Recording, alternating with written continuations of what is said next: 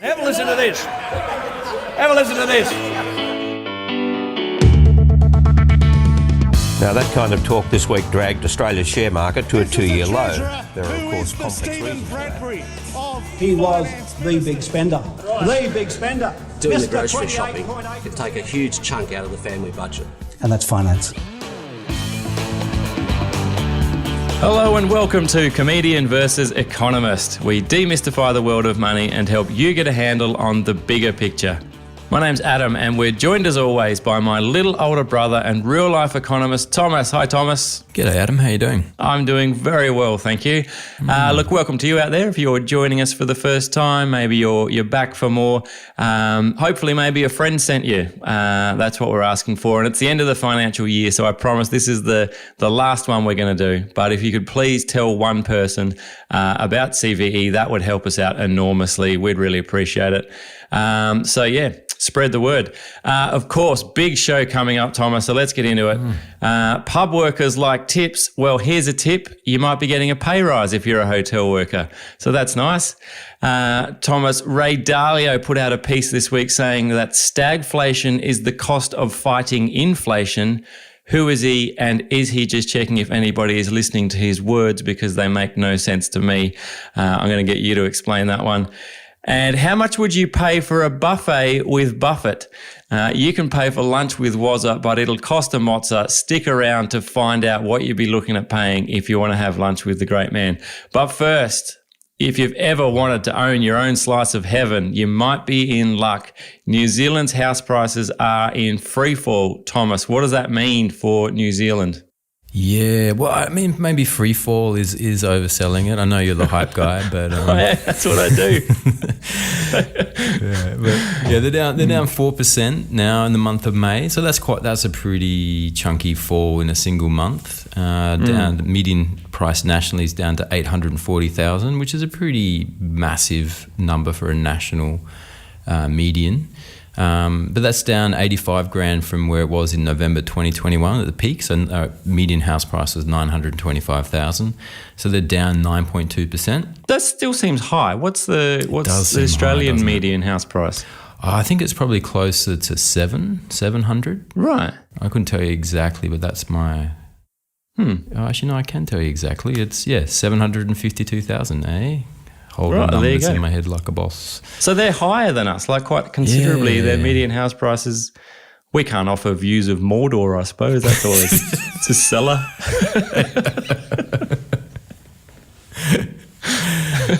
Yeah. No, I don't. Yeah, I don't know what the difference is there. I mean, no, I couldn't tell you why. I mean, it is pretty expensive, and I mean, Bloomberg Economics had a report during the week saying that New Zealand's housing market was the most at risk of a crash of any market in the world. They're saying that it's the most disconnected from fundamentals, particularly when you look at rents. So if you think about like housing as an asset class, you've got the price of the house plus the return on the house. The return is the same as rent. So you can those two should move pretty closely, but they're saying New Zealand has disconnected, and that makes New Zealand the most risky market in the world, according to those guys. Wow. Yeah, and that's with RBN's, the Reserve Bank of New Zealand's, their cash rate's up to 2% now. So they hit the floor with us and the rest of the world, but they've come back pretty aggressively since then, and they're now at 2%. We're at 0.85%, so they're leading us. They're ahead of us in a few. And this is sort of a feature through the pandemic as well. Like their property market really launched ahead of Australia. And we sort of caught up, we followed their lead, but New Zealand was leading the way, and now they're leading the way down, I think. So, and the cash rate's up to 2%. The RBNZ reckons it's going to go towards 4% by the end of September 2023. So that's a pretty big increase from there as well. Is New Zealand the canary in the coal mine for us? Like, are they like, because I remember when inflation kicked off in New Zealand and the RBA in Australia was still like, nah, 2024, we've told you, shut up. There won't be any rates or inflation until 2024. Doesn't that call look more and more stupid as the days go on? So if their house prices are falling, by these kinds of rates, then is that what we're looking at? I think you'd have to say so. I mean, Australia had its first fall in May. Nationally, the median was down 0.1%. And then there's a bit of variation across the cities. So Sydney's down 1%, was down 1% in the month. So that's a decent fall. Melbourne down 0.7%, but that's offset by, Adelaide's up 1.8%, doing well there. No idea why she wants to live there. Oh, man. And I saw an article today about this apartment it was for rent in Adelaide, and because they're talking about rentals are just like crazy, and someone had just converted like a single room and like a lounge room. It's got a fireplace in it, and they just put a shower in the corner with like some like perspex around. Like people are roasting it on Twitter, just calling it like a perspex shitting cube right next to where you cook your breakfast. They wanted $400 a week for it somewhere in North Adelaide.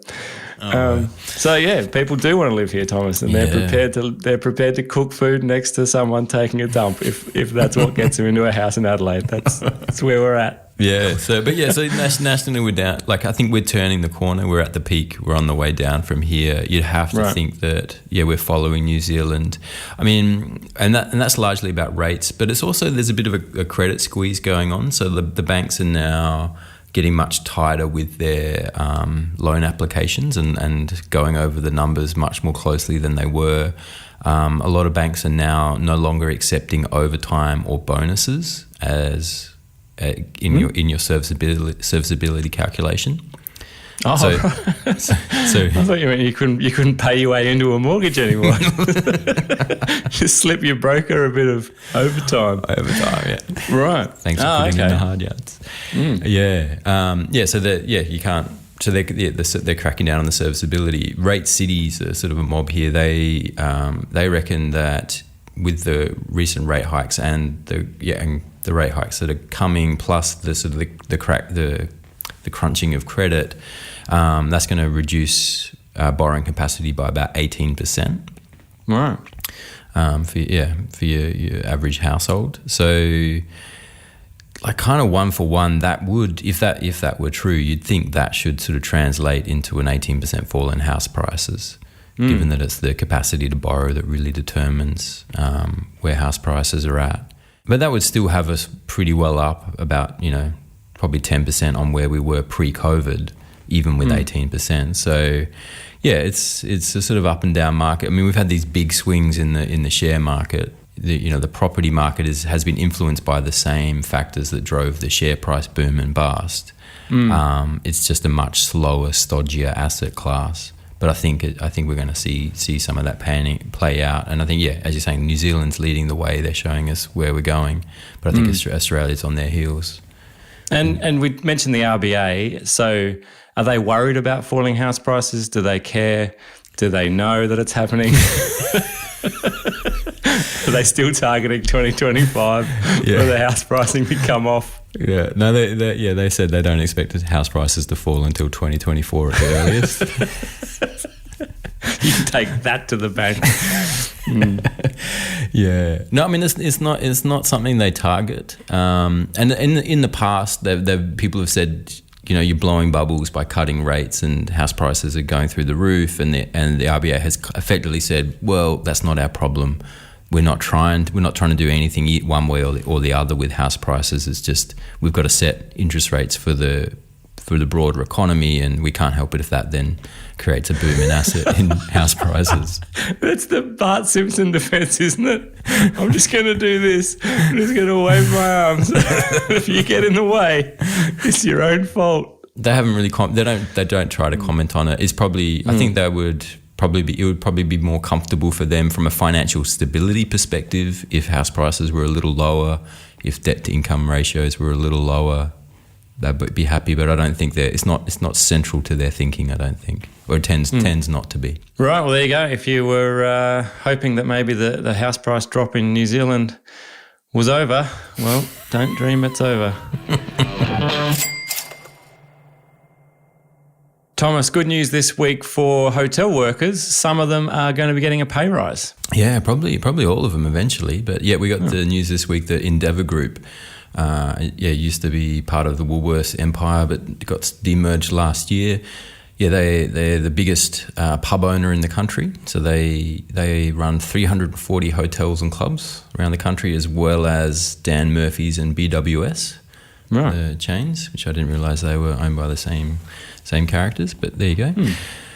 So they're giving everyone a pay rise, or everyone on award. So they employ 28,000 people across the country. 15,000 of them are on awards, and they're going to bring forward. They're going to fast track the award increases that we covered last week with the Fair Work Commission.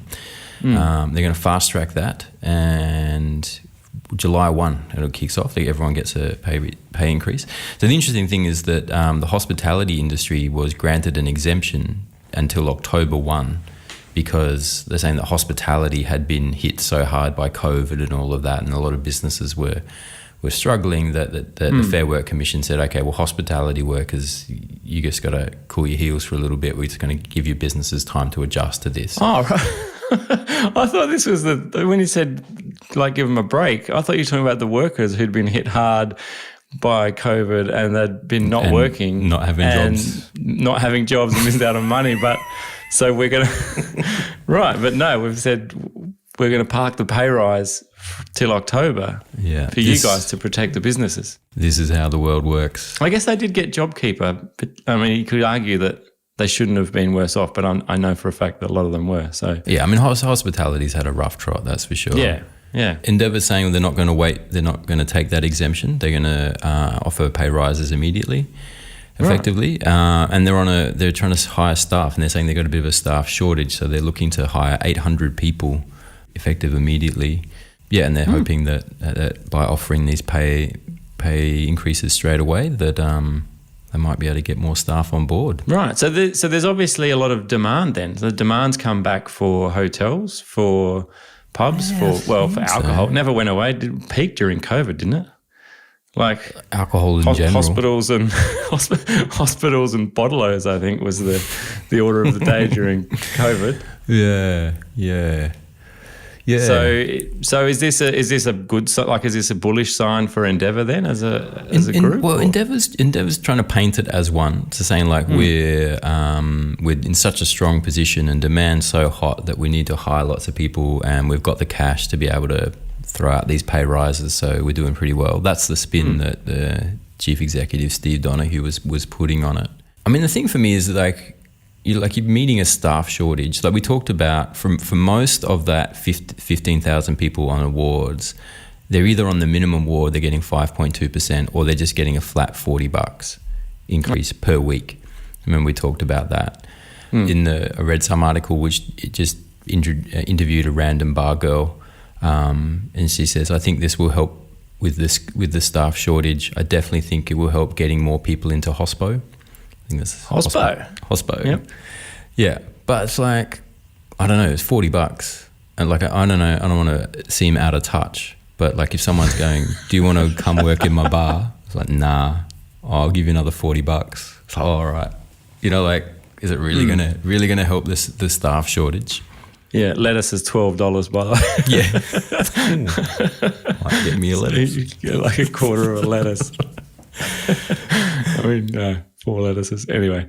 Yeah, and as we're saying... So you're saying it's not enough? Is that what you... Equity Mates guys were asking this question the other day, like what happens to the real bottom rung of the jobs ladder, like your Uber Eats delivery drivers and the people working the gig economy stuff, or like working in a bar. You can go out and get a solid job that's paying a lot more because it's a really competitive jobs market. Yeah, I think it'll be interesting for those industries that rely on that bottom rung of the skills ladder, which is what the minimum wage effectively covers. I think they're going to find it tough to compete, and I don't know that $40 a week is enough of an incentive. Like, unless someone's really committed to the bar work lifestyle, and maybe there's something to that. I'm sure some people seem to really enjoy it, but there's going to be good gigs out there, and firms are going to have to compete not just on wages but also on conditions. And late night working suits some people, it's not going to suit everyone. Yes, I think. I don't know. I think we were not going to hear the end of this, and I don't think getting out and sort of fast tracking 5.2%. And as we're saying, that's only just keeping pace with inflation that we've seen already, not with the inflation we know is already in the pipeline. So it's sort of effectively real wages for pub workers are going backwards. Like that's not a recipe for attracting more people into the industry. Yeah, interesting. Oh, well, I guess we'll just have to wait and see what happens. But it's better than nothing, I think. That's something. Well, yeah, I guess you could. Yeah, you could say that's better than nothing. Glass half full, Thomas. That's what we're about. All right, why don't we stop there? We'll grab a quick word from this week's sponsor. After the break, we're going to be talking about the big guns of economics, Ray Dalio and Warren Buffett. Stick around, more Comedian versus Economist right after this.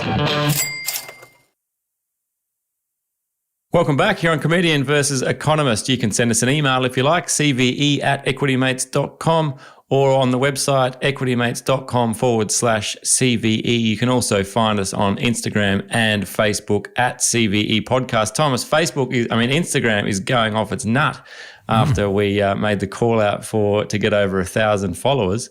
I don't know what the next level up from viral is, but it's beyond viral. It's pandemic. It's become its own internet. It's become sentient, self-aware. So don't miss out. Go and find us at CVE Podcast. Have a conversation with our Instagram account. Anyway, Thomas, Ray Dalio, what's he on about these days? You don't even know who he is. All right. Of course I do. Big Ray. Yeah. Big D. Yeah. D-dog. So Ray Dalio is from Bridgewater Associates. He's one of the wealthiest hedge fund managers in the world. He's moving into his sort of grey beard phase of life where he's writing a lot more about the world and philosophy and how politics should be ordered and things like this. And it's great. It's really, I got a lot of time for the stuff he writes. And it's very interesting. But and so he wrote an article on LinkedIn saying, titled "Reducing Inflation Will Come at a Great Cost, Stagflation." Yeah, so right. There's the inflations that you got a bit confused with in the intro. So love a bit of inflation. So just a quick recap, what's stagflation? So stagflation is when you get a stagnating economy, potentially a recession and inflation at the same time. Right. So no growth and inflation. And inflation, yeah. Okay. And we know what inflation is. Yeah, right. yeah. So he's just saying that having no growth and inflation is the way to fight inflation? I think that's what he's saying, that he's a bit frustrated with the people seem to don't understand this point. He says, "I now hear it commonly." such as you. Has he heard himself? Has he heard himself speak? Try working on your phrasing, Ray.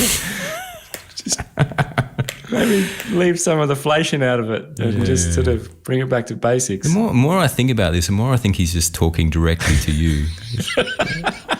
Shout out to Ray if you're listening. I'm working on him. We're getting there. And he's lucky I'm listening. Like, I wouldn't normally be. If I wasn't talking to you, I wouldn't be listening.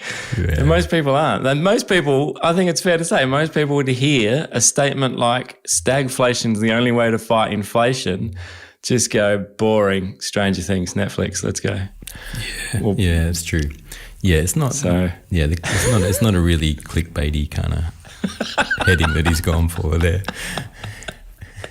Yeah, what he needs is, I can't believe they need this to fight inflation.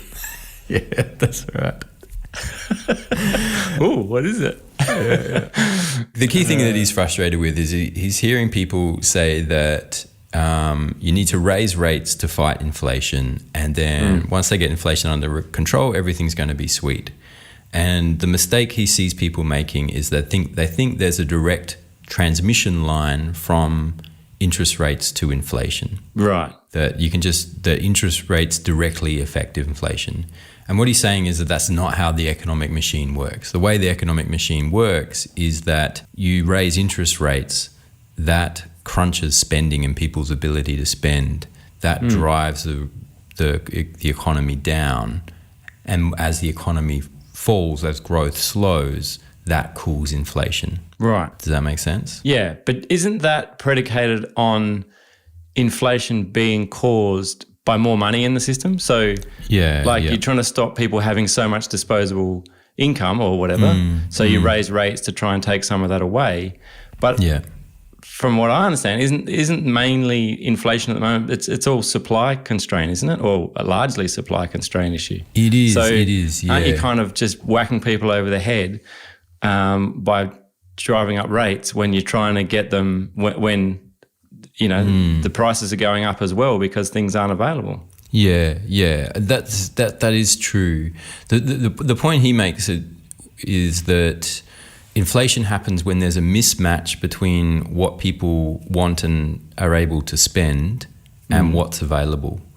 So there's more money chasing a fewer amount of goods. Right. So if you've got a supply shock that's reduced the number of goods in your system, in your economy, and reduce the amount of stuff for sale, if you give demand enough of a whack, you can bring it back into line with supply, more or less. And that, is a point. Like, it can't deal directly with supply inflation, but you can sort of bring those back into line a bit. By whacking them on the head. It's not perfect. It's why stagflation, when you get inflation, it's why inflation coming from cost push supply shock factors is very tricky to deal with. Right. So what's he suggesting then? Does he give a solution, or is he just kind of going, look, this is what it is, just got to ride this out? Yeah, that's the point. The point I think he's making is that, it's not just, he says that people are talking about the Fed raising rates as a low cost option. It's just like, they raise rates, that'll directly affect inflation, and then we're sorted. And he's saying, like, no, the transmission mechanism is through slower growth. So we're going to lower growth in this process. We need to be aware of that's the risk. Like, people don't seem to be clocking this, that through the path to lower inflation is through lowering growth. And that gets us to this idea of a soft and hard landing. So Jerome Powell from the Fed was talking about this, and this is sort of the phrase that you keep hearing in the financial press at the moment is, are we going to get a soft landing? Are we going to get a hard landing?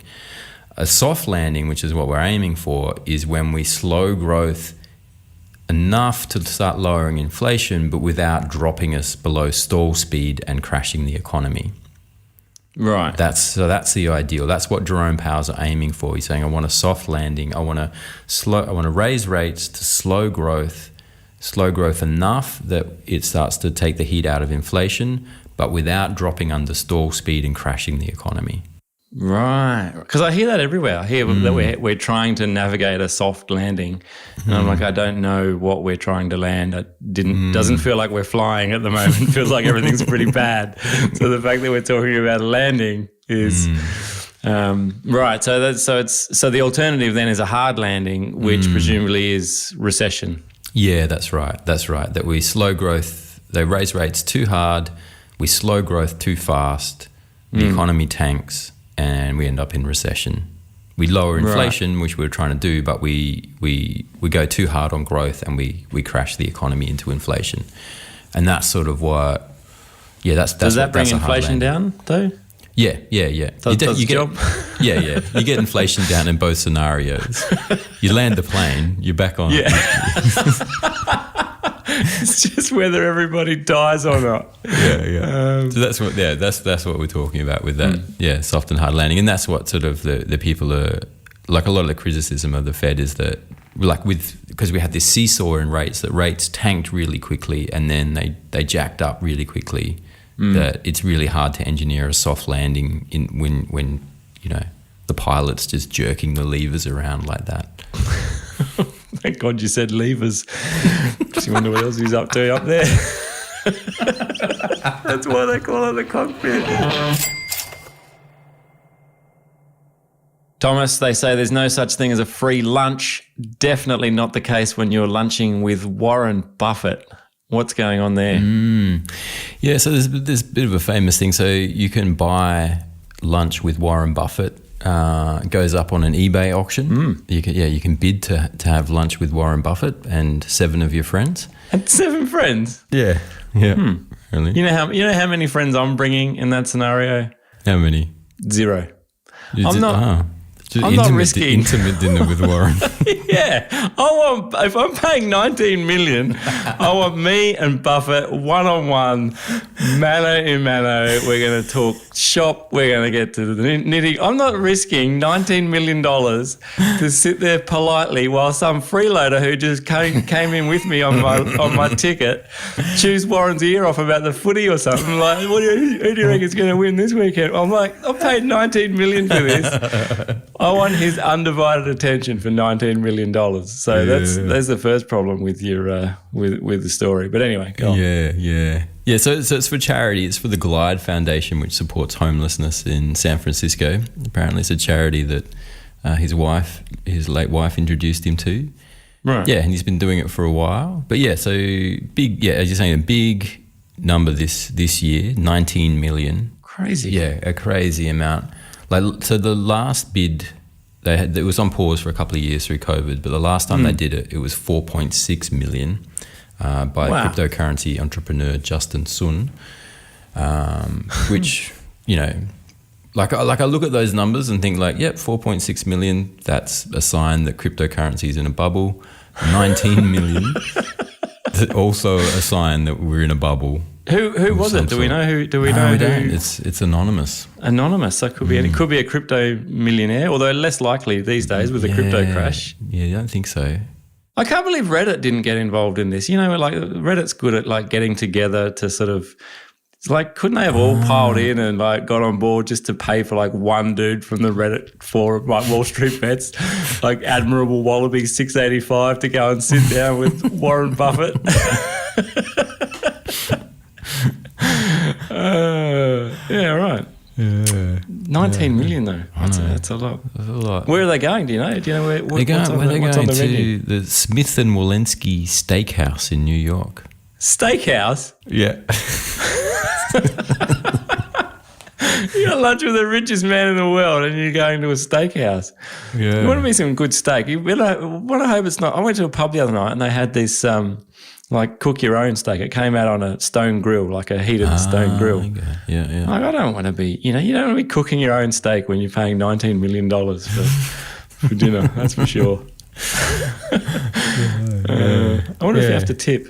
10%. 10%. Did I read too? This is the last time he's doing it. This is it. So we can't rally around now and No, I can't. Yeah, he's done. He's kicking towards 90 now. So he hasn't got much left in him. Pretty hard to justify $19 million for Meals on Wheels too. All right, that's enough from the world of rich white men. Thank you once again for joining us, as always, here on Comedian versus Economist. We do very much appreciate it. Don't forget to tell a friend, or you can send us an email, cve@equitymates.com, or on the website, equitymates.com/CVE, and on Facebook and Instagram @CVE Podcast. Don't forget to check out all the other great podcasts from Equity Mates Media. Get Started Investing, Equity Mates Investing Podcast, You're in Good Company, Talk Money to Me, Crypto Curious, and The Dive, featuring none other than you, Thomas, last week. What were you talking about on The Dive? Yeah, we're talking about the global tax floor proposal from the OECD, where that's at. Very interesting. Would definitely suggest you check out that episode as well as all the others on The Dive each week. Thank you again for joining us. We look forward to your company again next time. That's all for us. Bye for now. Comedian vs. Economist is a product of Equity Mates Media. All information in this podcast is for education and entertainment purposes only. It is not intended as a substitute for professional finance, legal, or tax advice. The hosts of Comedian vs. Economist are not financial professionals and are not aware of your personal financial circumstances. Before making any financial decisions, you should read the product disclosure statement and, if necessary, consult a licensed financial professional. Do not take financial advice from a podcast. For more information, head to the disclaimer page on the Equity Mates website, where you can find ASIC resources and find a registered financial professional near you. In the spirit of reconciliation, Equity Mates Media and the hosts of Comedian vs. Economist acknowledge the traditional custodians of country throughout Australia and their connections to land, sea, and community. We pay our respects to their elders, past and present, and extend that respect to all Aboriginal and Torres Strait Islander people today.